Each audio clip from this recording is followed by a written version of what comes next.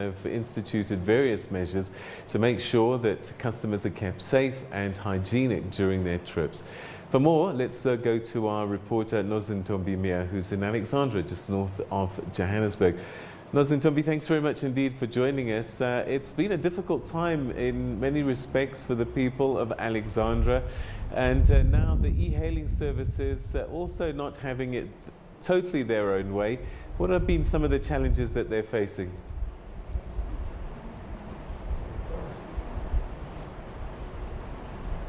Well, thank you so much, Peter. We certainly are in Alexandra. And, you know, business really has been a big issue, especially the informal business here in Alexandra.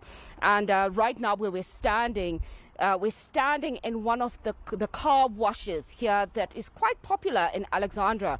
And you'll understand that because of the issue of social distancing and the lockdown, the car wash guards can no longer conduct their business. So e-hailing services have decided that they're going to work well with the car washes and rent out that space. And they're going to use the space that they're renting, the car wash spaces that they're using, to use as a sanitizing space for their e-hailing services.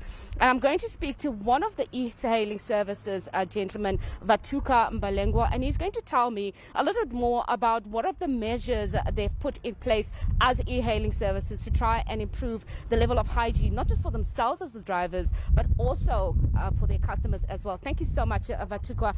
Vatuka, tell me, you know, this is such an important process that you guys are embarking on. What is the process, and why did you decide that this is what you're going to do? Good day.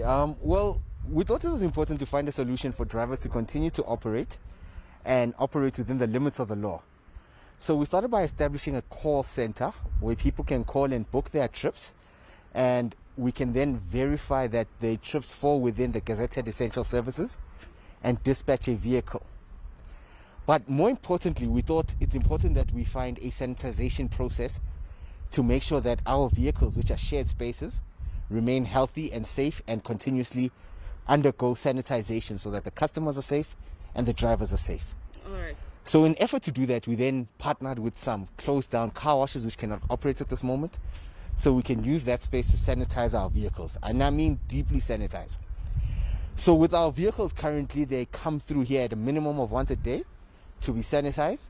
But over and above that, drivers also have sanitization kits in their vehicles, okay, and can also sanitize. All right. Vatukwa, before we continue with that, I'm just going to ask my camera colleague, Dani, to just show us the process of how the sanitation works. There's a gentleman right here who is going to demonstrate to us how this particular sanitation process is going to continue. And as my camera colleague, Dani, is showing you this, we're going to continue the conversation with Vatukwa. Vatukwa, just explain to us what exactly is happening here and what is the gentleman doing? Basically, the gentleman's applying a solution on the vehicle all over. It's our sanitization solution so that the car can then be fully sanitized all over, because as you know, when people talk, when people interact, germs spread quite rapidly. So we want to make sure we deeply cleanse the vehicle, and drivers can then also, when they are moving around in between trips, can just sanitize common contact areas all over the vehicle.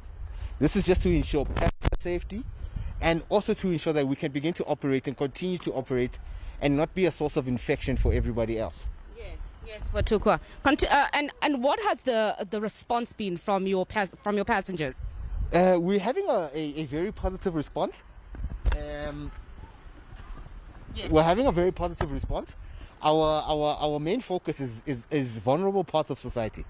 So our pensioner transit is where we're trying to focus, because that's who really needs the protection and they need the assistance in this moment. So you can call through and book for your grandmother. Some people are currently under lockdown with their children and they can't move around to their grandparents who live somewhere else. We can assist in such events.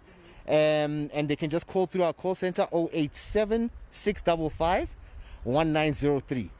We'd like to expand. We're also looking for partners who can support our initiative so we can make sure that our industry becomes much more safer.